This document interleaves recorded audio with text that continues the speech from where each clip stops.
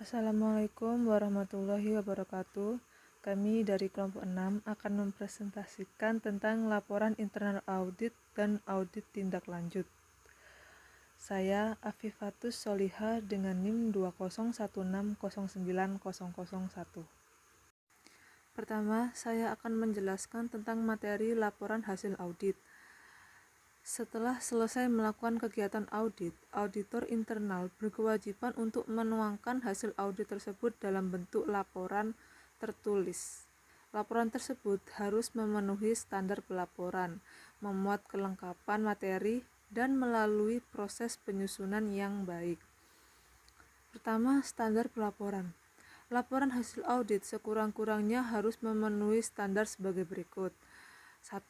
Laporan harus tertulis. 2. Laporan diuraikan secara singkat dan mudah dipahami. 3. Laporan harus didukung kertas kerja yang memadai. 4. Laporan harus objektif. 5. Laporan harus konstruktif. 6. Laporan harus ditandatangani oleh auditor intern. 7. Laporan harus dibuat dan disampaikan tepat waktu.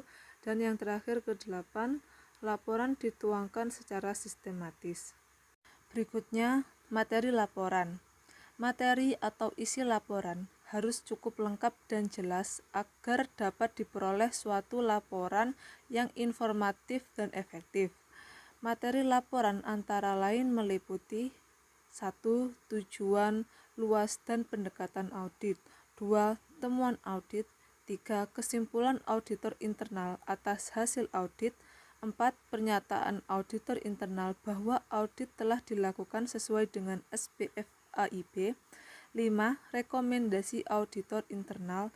6. Tanggapan auditi. Dan 7. Hasil pengecekan komitmen auditi. Saya Oku Sundawati Safitri dengan NIM 171600002 akan melanjutkan presentasi dari teman saya. Di sini ada materi laporan hasil audit. Proses penyusunan laporan ini perlu dilakukan dengan cermat agar dapat disajikan laporan yang akurat dan bermanfaat bagi audite. Proses tersebut antara lain mencakup yang pertama, kompilasi dan analisis temuan audit. Yang kedua, konfirmasi dengan audite.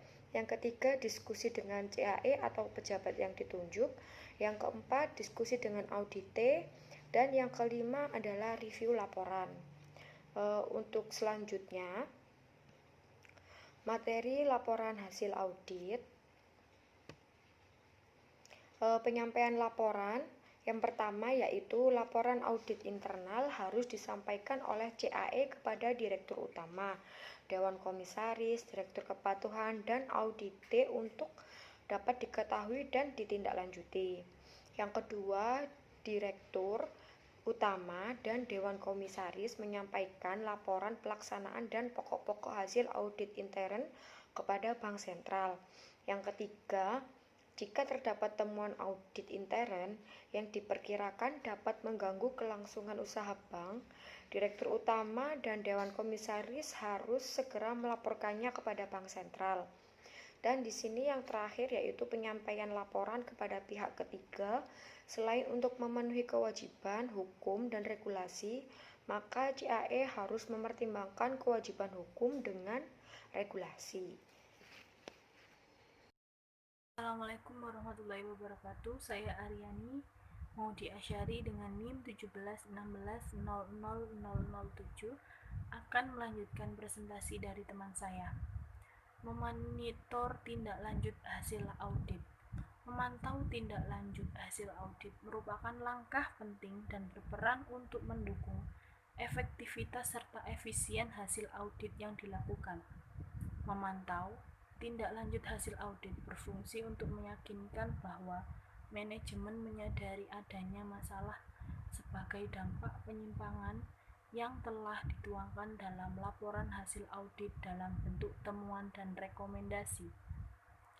CAE harus memantau dan menganalisis serta melaporkan perkembangan pelaksanaan tindak lanjut perbaikan yang telah dilakukan audit. Tindak lanjut yang dilakukan oleh audite tersebut meliputi yang pertama, Pemantauan atas pelaksanaan tindak lanjut. Teknik yang digunakan untuk memantau pelaksanaan tindak lanjut adalah: yang pertama, rekomendasi diberikan kepada manajemen yang mempunyai kewenangan untuk melakukan tindak lanjut. Yang kedua, selalu mendapatkan progres tindak lanjut secara periodik dari manajemen untuk mengevaluasi status implementasi rekomendasi. Yang ketiga, mendapatkan informasi dari unit lain yang bertanggung jawab menindaklanjuti. Yang keempat, melaporkan kepada Dewan Direksi dan Dewan Komisaris mengenai status tindak lanjut rekomendasi audit. Saya Iva Kusnatus Widayanti. Saya akan melanjutkan presentasi dari saudara Aryani Maudi. NIM saya 171600192.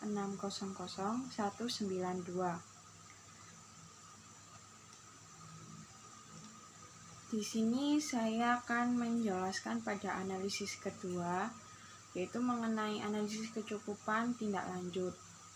Dari hasil pemantauan pelaksanaan tindak lanjut, dilakukan analisis kecukupan atas realisasi janji perbaikan yang telah dilaksanakan audit. Auditor intern harus dapat menetapkan bahwa tindakan perbaikan telah dilakukan dan sesuai dengan yang dimaksud, atau Dewan Direksi dan Dewan Komisaris telah memahami dan memperhitungkan risiko yang akan terjadi bila tidak melakukan tindakan perbaikan atas masalah yang diungkapkan dalam laporan hasil audit. Dan yang ketiga, terdapat pelaporan tindak lanjut.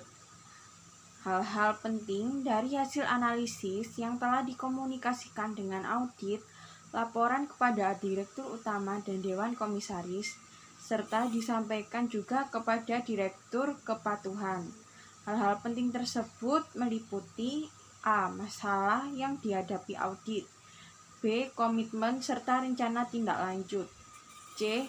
Target waktu penyelesaian, dan yang D. Kewajiban pelaporan berkala atas kemajuan tindak lanjut perbaikan.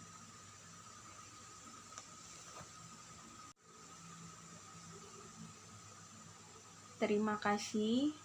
Sekian presentasi dari kelompok 6. Apabila ada salah kata dan penjelasan yang belum cukup jelas, wassalamualaikum warahmatullahi wabarakatuh.